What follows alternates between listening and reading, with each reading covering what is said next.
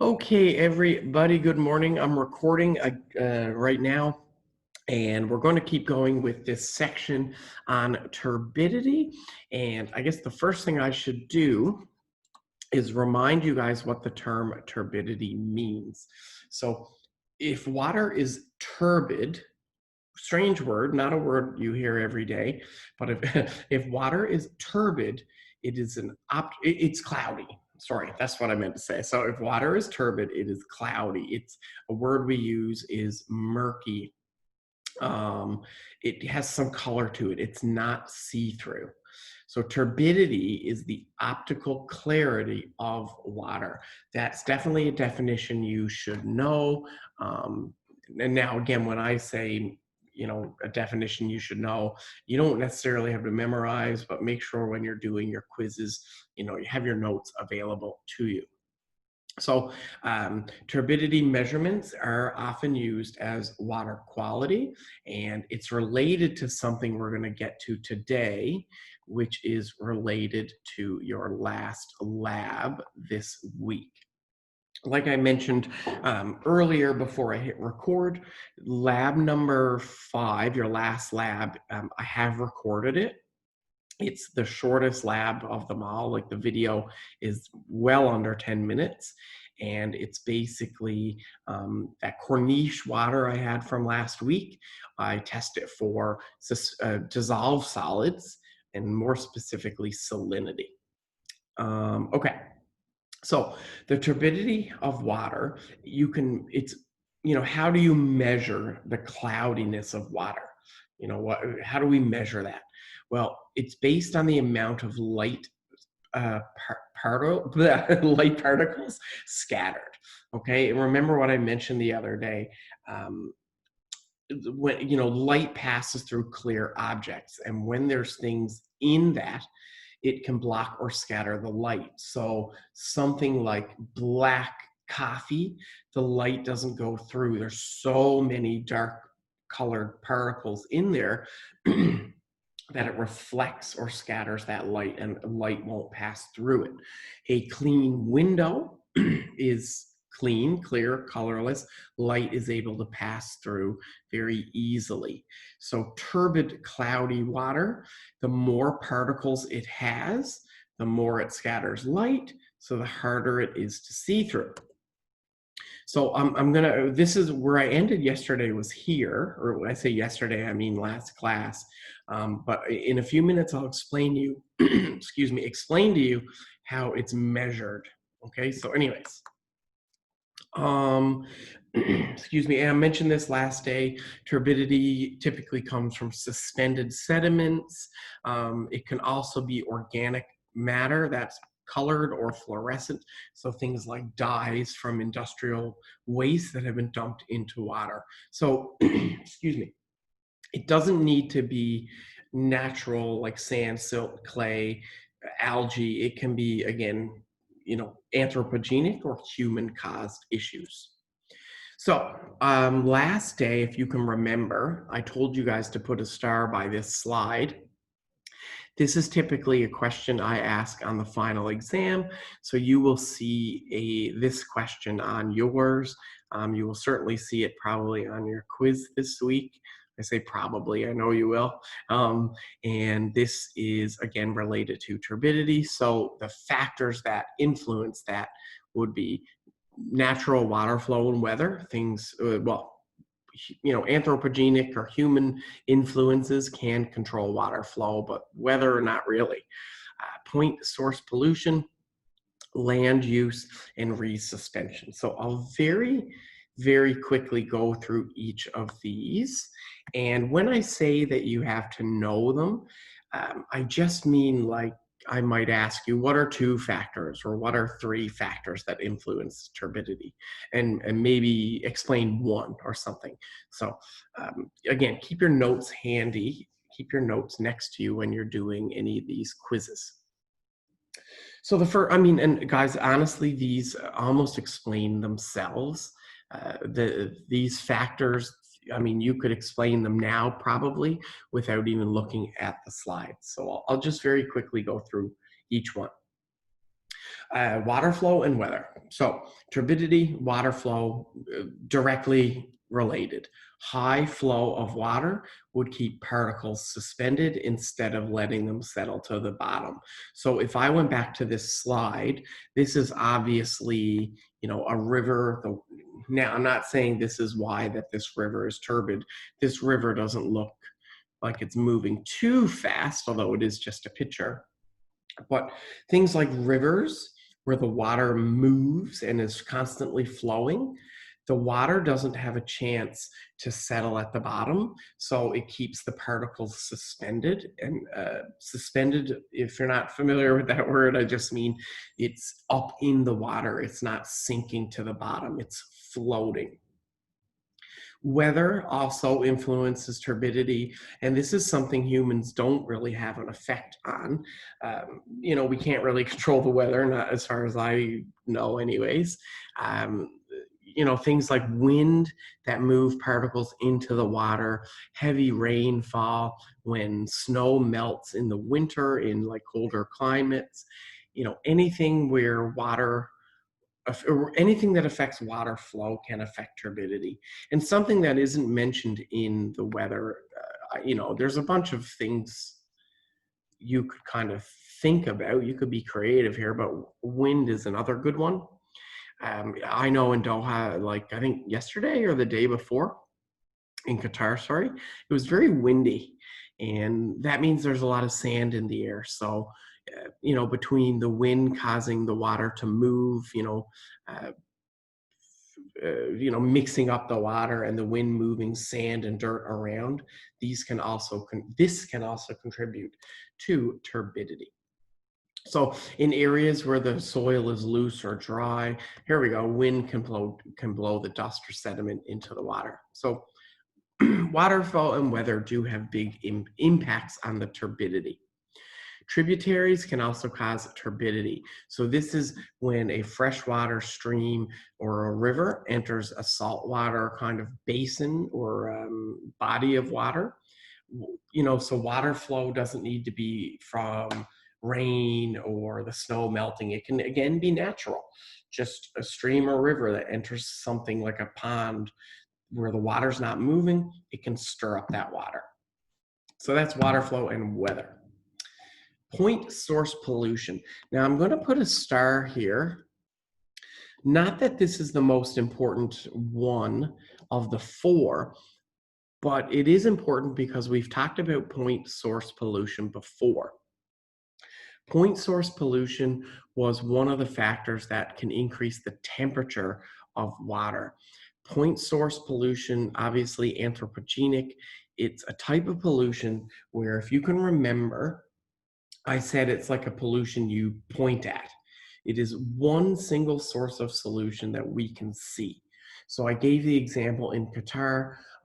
If you took this whole country and we were talking about at the atmospheric quality, you can't really blame cars, or sorry, you could blame cars. But if I said, the cars, the vehicles in Qatar affected the air quality, that's a non-point source pollution, meaning I cannot point to a single car.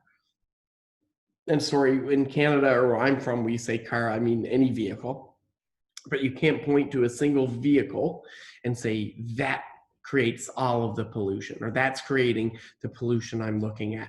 A point source is a specific place that we can look at and attribute to pollution. So an example I gave was, if you took the Al Sadd area and you were looking at something like biohazards, human or organic type of waste, Hamad Hospital might be a point source pollution. The hospital obviously throws out a lot of biohazard type waste, so much more than, say, well, I guess most things in Al Sadd. So that would be a point source pollution. So point source pollution can easily increase turbidity because a lot of these types of pollution, these could be like waste or sewage pipes, add suspended solids and colored wastewater to a body of water. So think about in maybe not Doha, but in countries that don't have treated sewage, and they dump, sewage into the water, not treated, there it's colored waste, and that colored waste will cause turbidity. So for water quality, common examples of point source pollution, discharge pipes from factories, wastewater treatment plants, even farms that allow fertilizer and animal waste to enter bodies of water. Now, remember, fertilizer would be our nitrogen and phosphorus. Um, so these would be nutrients, like we talked about in lab 4 and in class last week. And these nutrients can cause things like algae to grow. And obviously algae is not see-through, so it would cause turbidity. The last two are related, well, I can relate them anyways: land use and resuspension. Land use is, I mean, again, definitely anthropogenic. If you can't remember what that word means, it means human caused. Okay, you hear the term man-made. I'm trying to be a little more politically correct, so I'll say human-made or human caused. That's anthropogenic.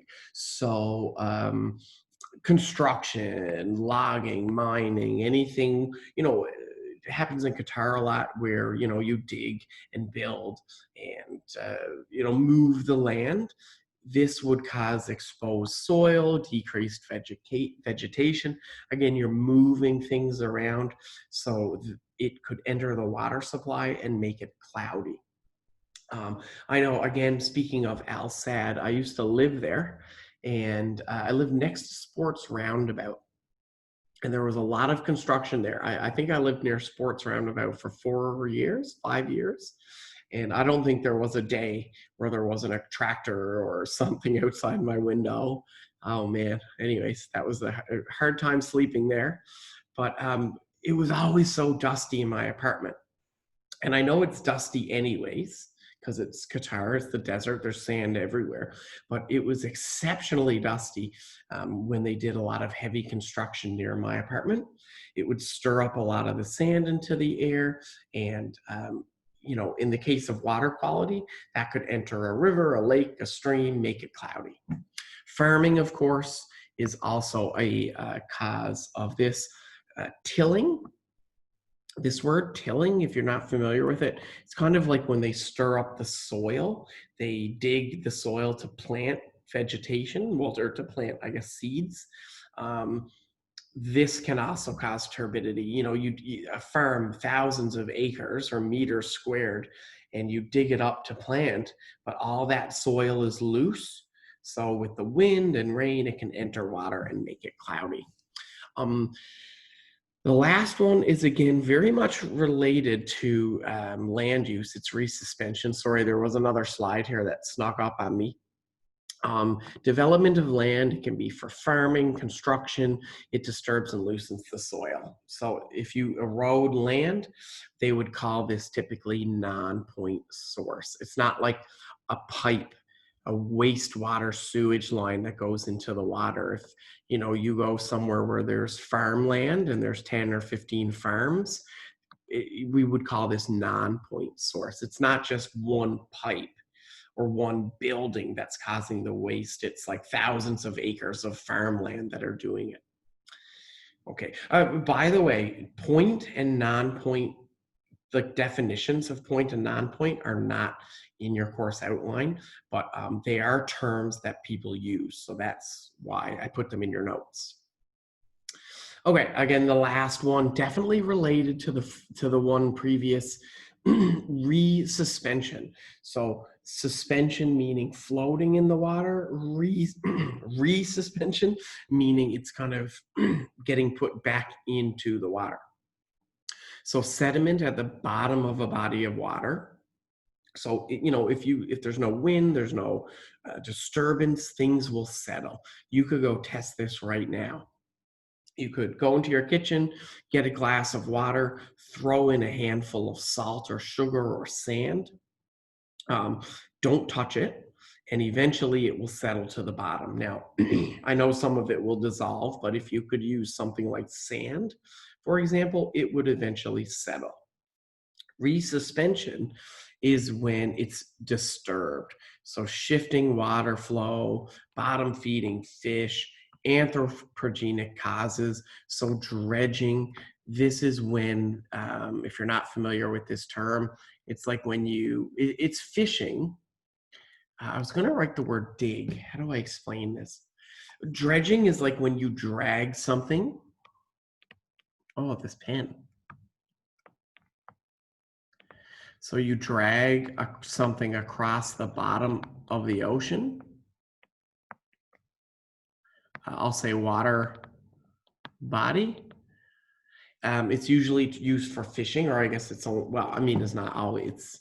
They use it in other situations too, not as maybe nice as fishing. You might watch like crime scene shows where they might dredge a river or dredge a lake for evidence. It could be like a body or something somebody dumped into a river. But dredging means scraping or dragging across the body of water, the bottom.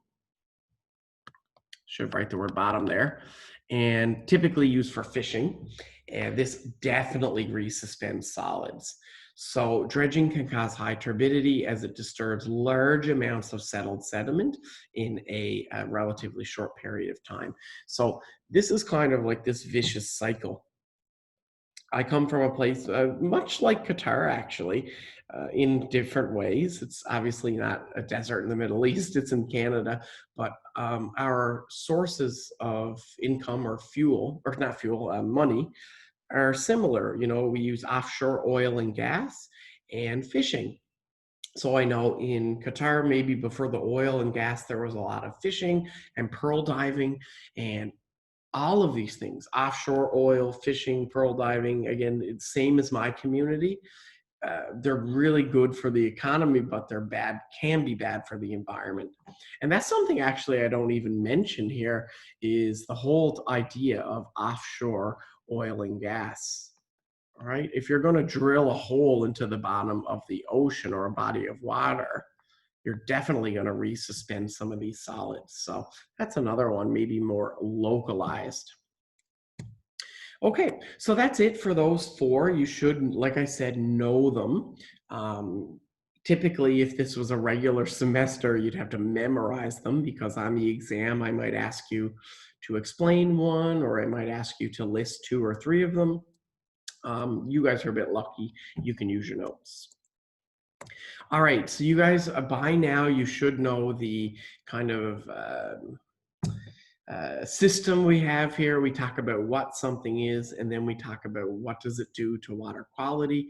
Specifically, we've been linking all of these things like carbon dioxide, pH, nitrogen, phosphorus, to dissolved oxygen. We've linked every kind of water quality thing so far to the dissolved oxygen. So high levels of suspended solids will increase water temperatures and decrease dissolved oxygen.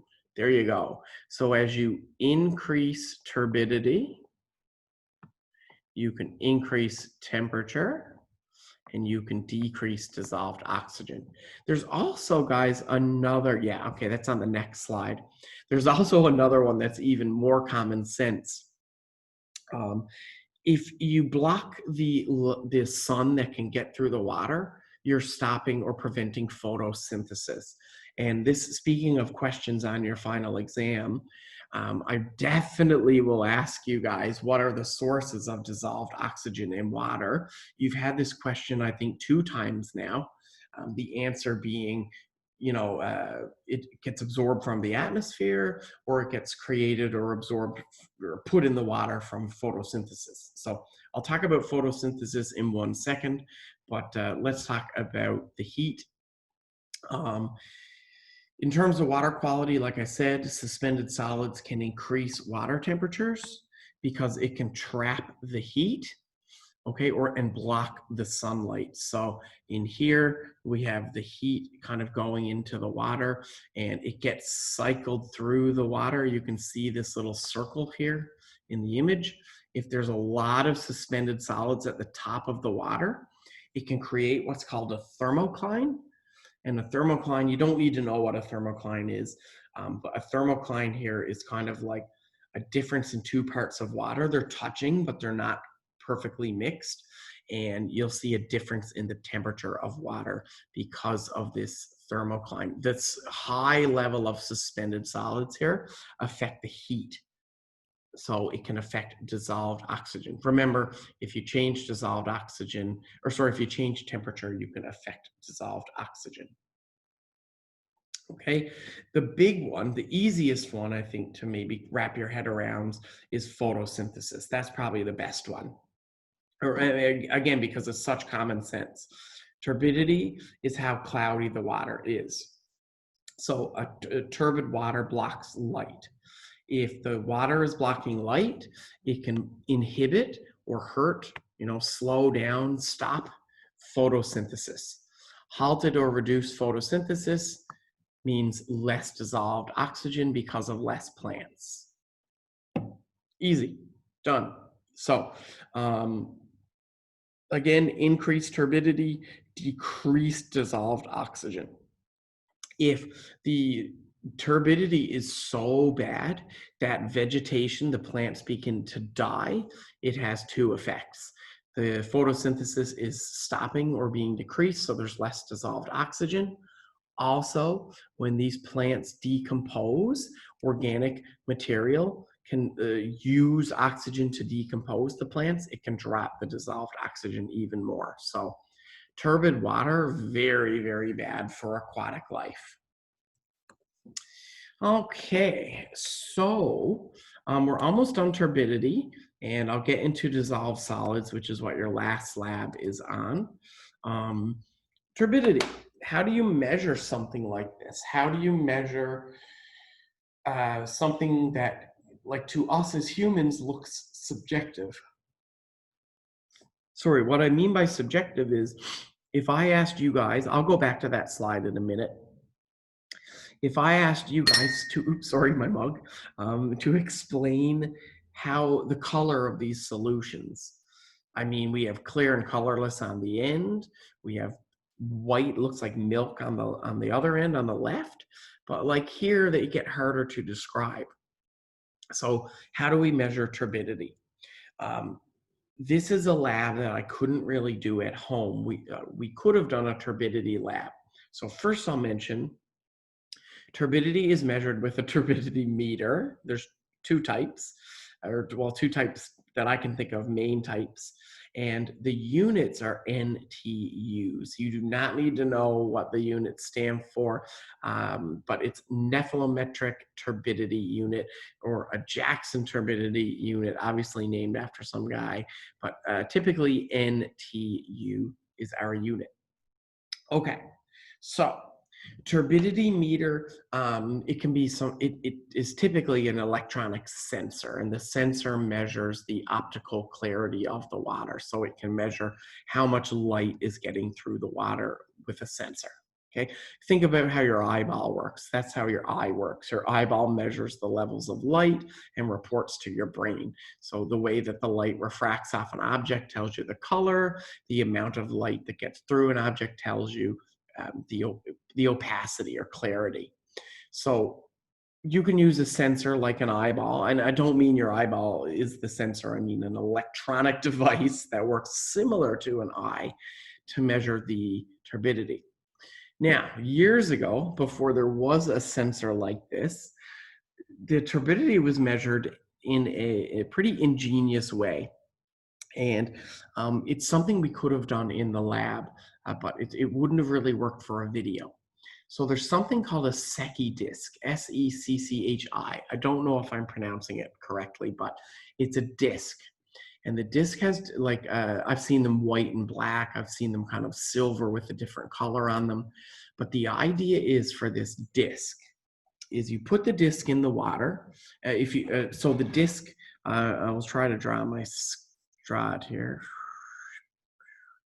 So that's not a very good disc, but it's not bad. So the disc, right, it's a solid object. It sinks in water. It would look, kind of like that, and it would have a string or, a rod attached to it. You drop the disc in the water, and you lower the disc until it disappears. When you can't, and again, there is, like, if this was a lab, that's a source of error, because anything visual like that is typically subjective. You know, the depth at which it disappears can vary from person to person by, you know, a few centimeters or something. Anyways, this disc, you lower it into the water. When the disc disappears, you measure the length. So if this was the water, you measure the length that you lowered the disc, and then you would convert that to the turbidity. It's a very, very rough but trustworthy. I can't think of the word I'm trying to use here. It's foolproof. The way to test this, you just lower something in the water. When it disappears, you measure the depth, and that will tell you how turbid it is. So if the disc disappeared at 10 centimeters, and then you tested another sample and the disc disappeared at 60 centimeters, the water that it disappeared first is more turbid. This is not in your course outline, so you don't need to know about the disc or anything, but I did want to explain that to you because in another semester, we would probably do a lab with these discs. We have the discs in our chemistry lab. We might actually have the electric meters too. We have a lot of sensors in the lab, but anyways. So just to get an idea, excuse me, anything below 5 NTUs. Now these numbers, 4,000, you know, 5, 10, 20, 50, these numbers are in this situation have been measured with a meter, a turbidity meter. So anything below 5 would basically be clear and colorless. Even if you look at the 10, and I know it's not the biggest picture, but like the 10 to me looks pretty good. You know, almost like I was drinking water. It looks good to me. Anything below 5 would be your typical glass of water, bottled water, no problem. After 50, it begins to look a little cloudy. So this is something you might not want to drink if you found it. And over 500, it's completely opaque, which means not see-through anymore. So you can see the 1,000 level. You can't see through that at all. So there you go. You don't need to memorize anything, but that's good to know. So in the United States, typically they would use direct filtration methods for water, and the turbidity shouldn't be higher than 1 NTU at a plant outlet. All samples for turbidity should be less than or equal to 0.3. So when a plant is dumping water, wastewater into another water supply, it's typically directly filtered, and it should be less than 1, typically less than or equal to 0.3. So these are the levels from the EPA. Okay. Okay, sorry, I thought I was gonna sneeze. The World Health Organization, WHO, establishes that the turbidity of drinking water, and this is worldwide, shouldn't be more than 5 and ideally below 1. So that magic number here of below 1 is typically an acceptable level for turbidity. You know, it should be clear and colorless. Even in this picture, the 10 looks fine to me, but if we were close to it, you know, we could look at it in real life, it probably wouldn't look like a nice clean glass of drinking water. Okay, so that's turbidity. Again, typically in a normal semester, we might do a lab on that. The labs in this course change a lot because of the equipment available. Some of the lab equipment is hard to get here, which means we kind of cycle through labs. Some semesters, different ones are offered. So that is typically a lab we can do because it doesn't require any chemicals. It's just the Secchi disc. Secchi, I think it's SECCHI, if you're wondering what I'm saying. So if you're curious, you can look that up. All right, so dissolved solids. This is what your lab is on this week. It's your last lab, like I mentioned, and it's pretty easy. It's one of the easier labs. So we're going to explain why water has dissolved solids in it, talk about acceptable levels, and we will talk about hard water, which is definitely another test question, and talk about how we can soften water. Now, look at this outcome, guys. It doesn't say explain, it says list. So you only have to know one or two procedures. You don't have to explain them. And I'm telling you that because one of the procedures is quite complicated. Okay, so let's get into dissolved solids. And I'm just going to skip ahead for 1 second. What's next? Okay, perfect.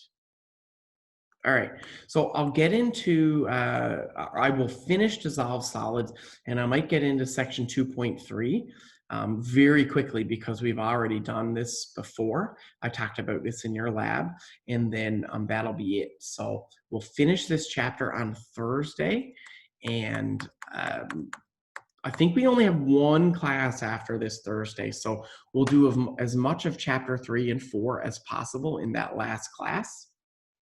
I'll probably create like a shortened chapters 3 and 4 that we can do in one class. They're very short units anyways. So let me do dissolved solids. I'll do the next section really quick, and that's it for today, for this morning.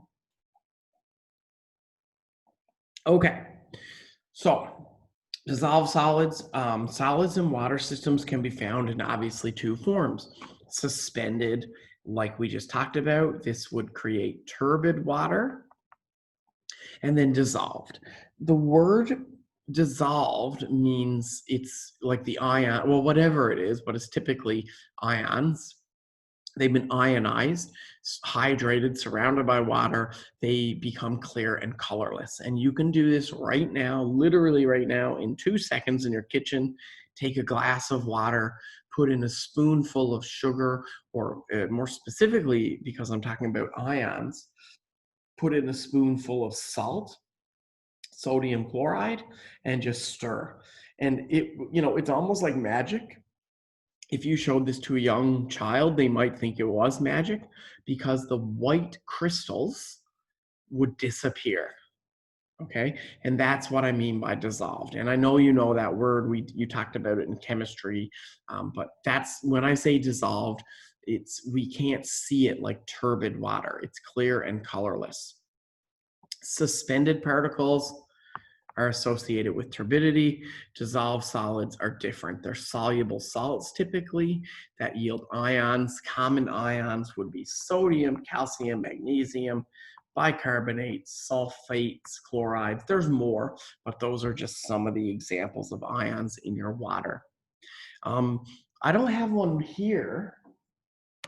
No, I don't. I used to, but if you in your house have a bottle of water, and I don't mean a giant bottle that you would get delivered. I mean a small bottle of water, Aquafina, Dasani, whatever. Typically on the label, it would mention that they've introduced dissolved solids into that for health reasons. I think magnesium would be one of them. So drinking water typically does have dissolved solids. So where do they come from? Sometimes they're natural. Rock bits are dissolved, sediment or bits of earth or ground are dissolved into the water. Others can be washed into the water from rain runoff. This can be bad. This is something we struggle with where I'm from. Leaves, when they dissolve or decay and fall off a tree in the fall and they go into the water, they can leak or leach a very, very toxic, like poisonous, carcinogenic, I don't know, like cancer-causing chemical into the water. Silt, even plankton, these things can look, plankton meaning you might not be able to see them, like turbidity where I can see the particles. Plankton, I might need a microscope or something. So dissolved solids can come from a variety of different places. Chemicals can also cause this from sewage treatment, pesticides, road salts, fertilizers, anything unnatural that is washed into water. This can also be dissolved and contaminate drinking supplies and bodies of water. So again, this is like the opposite of turbidity. Typically comes from the same places, but it's dissolved, clear and colorless. TDS, this is kind of what we looked at, or I'm looking at in your lab 5. Combine the sum of all particles that are smaller than 2 microns in the water. In clean, quote, water, you know, it might look perfectly clean. TDS is basically salinity. So in lab 5 and in lab 4, actually, I took a sample of water from the Corniche and I filtered it through a coffee filter. I don't know if you can remember that from lab 4. That was pretty clean water. And assuming that near where I collected it, it was in West Bay, so I don't know how clean it was. But if there was no sewage or any wastewater near that, the TDS, and you'll see this more in lab number 5 video, but the solid I collected is probably mostly salt or salinity. So in clean ocean water, when you measure the total dissolved solids, it's pretty much mostly the salt. In a polluted sample, it can be more than just the salt. It can be other things. So in wastewater or polluted areas, TDS, total dissolved solids, can be organic things, organic waste, fertilizers, and the natural salt ions that are in the water as well. So the EPA, United States something, something, something, USPS, USPHS, you can kind of get more information down at this link. But the typical, again, we talk about the EPA a lot. The typical upper limit of recommended is 500 ppm total dissolved solids. This is definitely exceeded in some places with little ill effect. So this is a complicated thing because the dissolved solids can be natural. You know, think of the Dead Sea or, you know, really salty bodies of water. That's natural. You wouldn't drink it. I don't think it has a lot of big variety of marine life, but it is natural. Sometimes, though, it can be anthropogenic or human caused. So this graph, I don't know if you can see it, but these are the levels of total dissolved solids in different amounts. So 0 to 50, that's your ideal drinking water. It can be distilled water like in the lab, but 0 to 50 is our good drinking water. Mountain springs, kind of like natural water, they can have a bit more dissolved solids, 50 to 100. Hard water, again, totally drinkable. I'll talk about hard water in a few minutes. That's 1 to 200. Where I'm from, the water is considerably quite hard. That, I know that sounds weird, but the water has a lot of dissolved solids in it, which means I constantly have to clean my bathtub and toilet and anything where water is used because it leaves residue on that. And I know we clean our toilets, we clean our tubs, bathtubs here, showers, we clean them all the time in Qatar, but when I'm home almost every day or every second day, I can notice a film, a layer of dissolved solids on my tub, on my sink, on everything. And it's because the water is very hard. 200 to 300, marginally acceptable. 3 to 4, very high. It could be tap water from mineral springs. Again, you can still drink this. The average tap water is, you know, unfiltered, not untreated, but average tap water is pretty high in total dissolved solids. But once you get above 500, that's your maximum level, and it's too much. There's too much contamination in there. So here, oh, gee, here's the picture a little bigger. I should have had this slide up. So again, tap water can be in this range. This is bad, and this is good.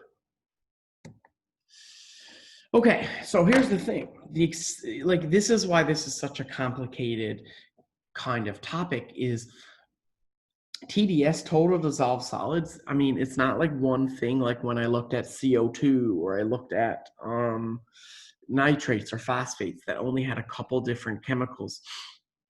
Total dissolved solids can be anything in that water that's been dissolved.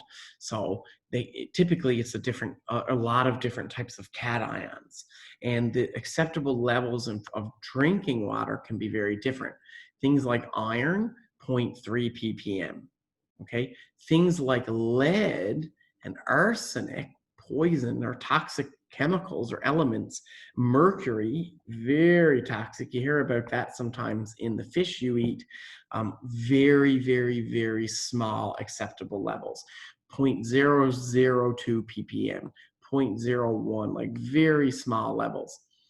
Things like iron, or specifically magnesium and calcium, I tried to do a cool squiggle there, they're much more acceptable in water. And calcium and magnesium, oops, are typically the two elements that contribute to hard water.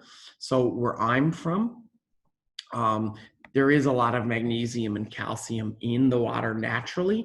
It's totally safe to drink. It doesn't have any ill effects on humans, or I guess plant or fish aquatic life, because as long as the levels are acceptable, it's okay. So this is typically the next kind of two little parts is typically a question that I've asked before on the final. You'll see a little bit of this on the quiz this week as well. I typically ask you maybe, you know, what is hard water, or what chemicals contribute to hard water? And then what is one way to soften that water? So hard water, the definition is water that's high in mineral content. I can't really remember now where the name specifically comes from, but many years ago, they called water that's high in mineral content hard, and water that is low in mineral content soft. This can affect things, like your piping in your house. Excuse me. Hard water can cause deposits in piping and water lines. They can block the water lines, and this can be very, very problematic. I know in the oil and gas industry, these blockages, they can block fuel lines or like the oil extraction pipes, and be very, very dangerous or costly when these things get blocked. So typically in the oil and gas industry, these calcium buildups or hard mineral buildups are usually destroyed. They can be dissolved with acids, they can be drilled out, they can be exploded out, using explosives. There's so many different ways you can get rid of like a calcium deposit. But in something like a pipe, like that runs through your house or runs through a factory, you might use something like acid to get rid of it. So this can be very bad, but typically, in low levels like what we get where I'm from, it's okay. Just means I have to clean my tub all the time. So hard water is water that is high mineral content. It is formed when water percolates, almost like when you're making coffee, through deposits of limestone and chalk in the Earth's surface. These are made up of calcium and magnesium carbonates, and the calcium and magnesium are typically what cause hard water. So I do want you to remember these. Well, when I say remember, know these two elements, because they are typically the cause of hard water. Again, this is natural. It comes when water that we drink or water that, in the environment or that enters our house, goes through deposits in the earth of limestone or chalk, and it absorbs or dissolves these ions. So I have a picture here. Again, this is typically what I would see if I didn't clean my bathtub or my faucet. This is a faucet, okay, in a sink. If I didn't clean that, once a week, or my bathtub almost every day, you give it a little wipe, you would see calcification from the hard water. This like deposit would build up. If the water is exceptionally hard, and you left this for long enough untreated, it can clog pipes. And which I mentioned, in your home or in industry, these clogged pipes can be dangerous. They can cause ruptures in the pipes, or they can be costly, meaning you'd have to get a plumber or some specialist in to fix or clean out the pipes. So this is an example. Again, if you ever came to Canada and you were in my apartment when I was a university student, I didn't clean all that much. My mother hated it. Whenever my mom came to visit, she'd be very upset with me and my male roommates because we didn't have the cleanest house, and our bathtub or sink might look like this. There's special products back home that can clean this up very, very easily. So it was just laziness on our part. You can buy for a few reals a bottle of something that will dissolve this. All right. I don't notice it here. I got to say, I've been here 8 years, and I think the desalination process really kind of softens the water because some of my female colleagues, they've told me their hair is a lot nicer here in the Middle East when they shower versus home. Something about the soft water is good on their hair. I don't know anything about long hair. But again, my sister-in-law, my brother and his wife lived here up until December. And my sister-in-law used to tell me that the water in Doha was really good for her hair compared to the water back where we're from. So anyways, pretty interesting. So I might ask you what hard water is. I might ask you, wink, wink, wink, what the two chemicals are in hard water typically, calcium and magnesium. So how do we fix it? How do we soften it? Well, in simple terms, water softening is when you remove these ions. So specifically, we typically remove calcium and magnesium, but it can be other metals in that water. Soft water is better on plumbing. It's more compatible with soap. It's probably nicer for hair. Okay, again, not my thing, but I've been told it's really nice on long hair. So yeah, this is typically water softening is done in places for cost-effective reasons. It extends the lifetime of plumbing. So there's two methods, and this is all you need to know, guys. You don't need to explain the methods. I'm very quickly going to explain the methods, but you only need to know how to list them. So there's lime softening and ion exchange resins. That's it. So again, wink, wink, wink, on a test or a quiz, I might ask you, what is hard water? So it's water with high mineral content, typically calcium and magnesium. Then I might say, name one way to soften water. And one of them is lime softening, and another is ion exchange resins. So I know it's been an hour, it's 10:30. I'm almost done, I promise. But if you are curious, I'll just very quickly explain the two. And guys, you do not need to know how to explain these. Okay, so the next 4 slides, you don't have to explain or anything like that. All right, so very quickly, let's talk about them. Lime softening, also known as a chemical process called Clark's process, is when we add another chemical to remove the hardness. So what we actually do is add a chemical that precipitates the ions. Remember that from Chemistry 1200, a precipitation reaction? A precipitation reaction is when typically double replacement where ions get swapped, they form a new compound, and the new compound is insoluble in water. So it precipitates out, meaning I hate saying this, it turns into a solid, and we can filter that, extract that out. So one of those is lime softening. They add lime water called calcium hydroxide, and it creates a precipitation reaction with the calcium and magnesium. Here's how it works. Again, you don't need to know this. Lime in the form of lime water, it's not lime like we eat. This is an old term. So lime water is added to the water. It's basic. It's calcium hydroxide. It raises the pH.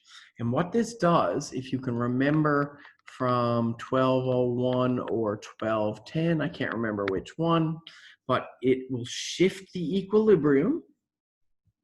We call this KSP, solubility equilibrium. I'm not going to get into that, don't worry, but it can shift the equilibrium and make the ions precipitate.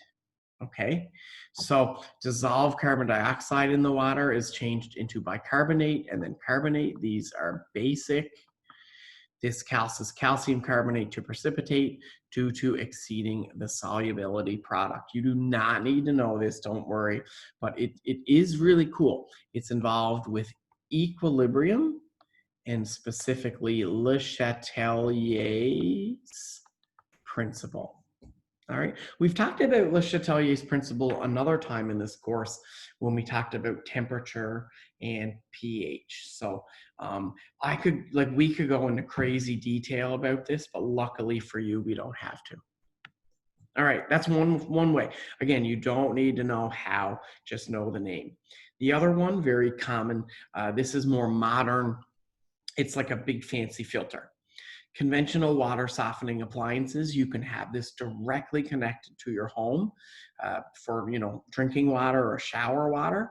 I know a lot of people back home do actually have this, like some of the fancy hair salons back home where you would obviously get your hair done. They have these installed so the water is soft and it's better. Soap tends to work better here.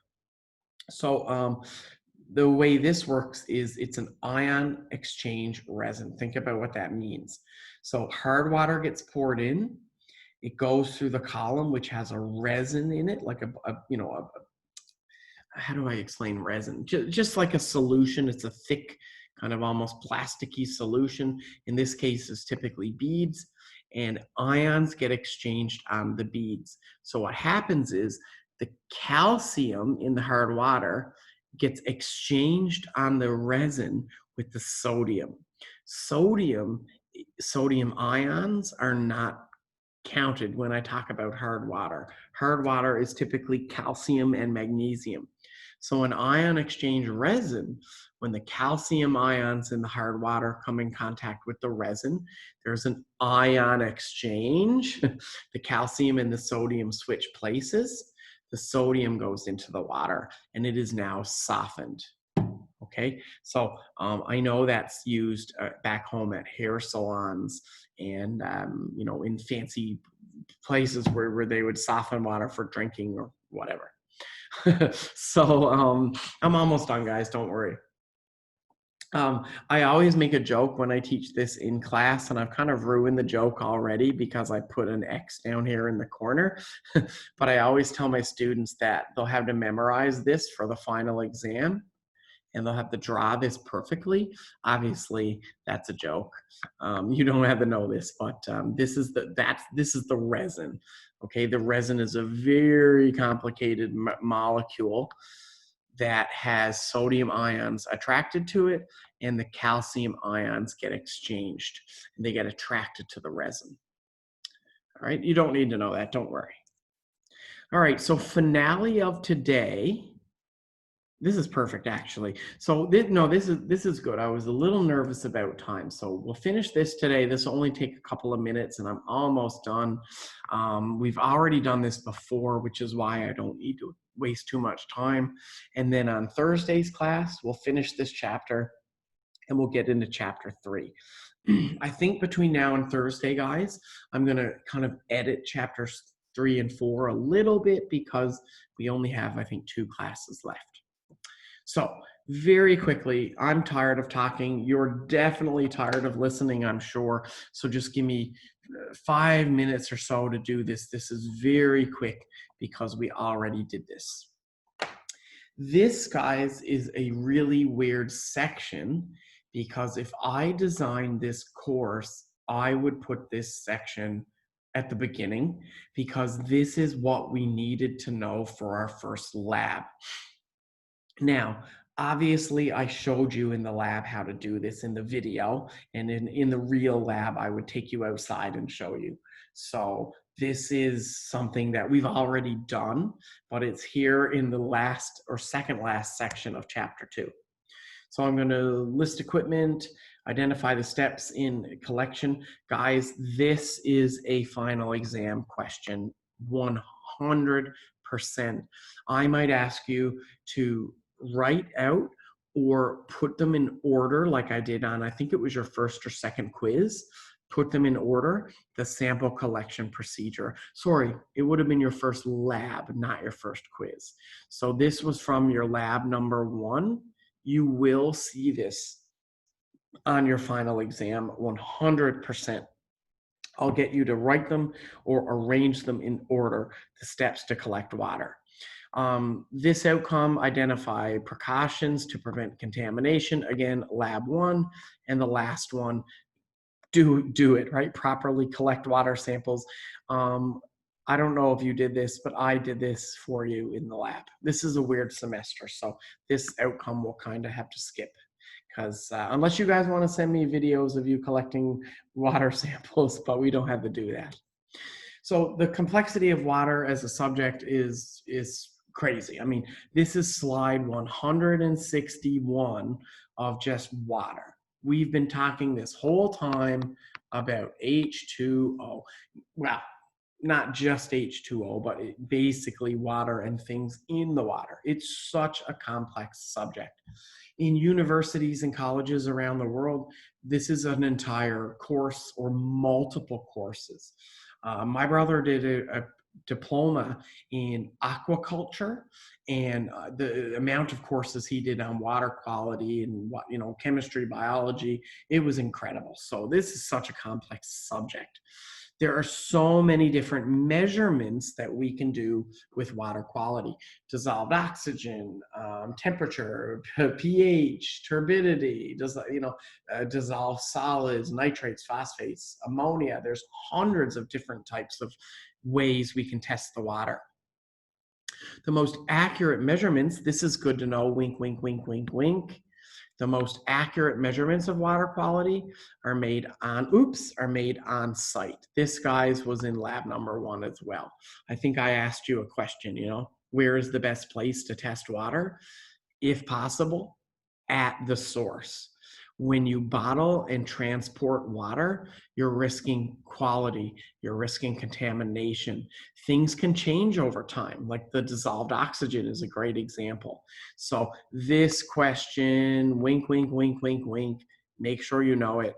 The best, most accurate measurements of water are done on site. Measurements made on site with direct contact with water. We can measure temperature, pH, dissolved oxygen, conductivity, oxygen reduction potential. That's very similar to conductivity, not in the lab or course.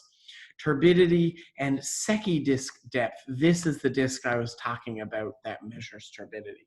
These are all measurements that you can do with a meter or a test kit directly at the source. More complex measurements, however, you might require lab equipment. You might have to put the sample through some expensive lab equipment, which means you have to take the sample, preserve it, and transport it and analyze it at another location. The easiest method of collecting a water sample is using a clean bottle at the source, obviously. So, guys, you've seen this before. This is in lab number 1. I'm going to go through these 6 steps very quickly because we did it in lab number 1, and that's it for today. You guys on your final exam will be expected, I promise you, to list or at least put in order these 6 steps. So let's look at them very quick. Step number 1, and I did this in lab 1, so I'm just going to do it super quick.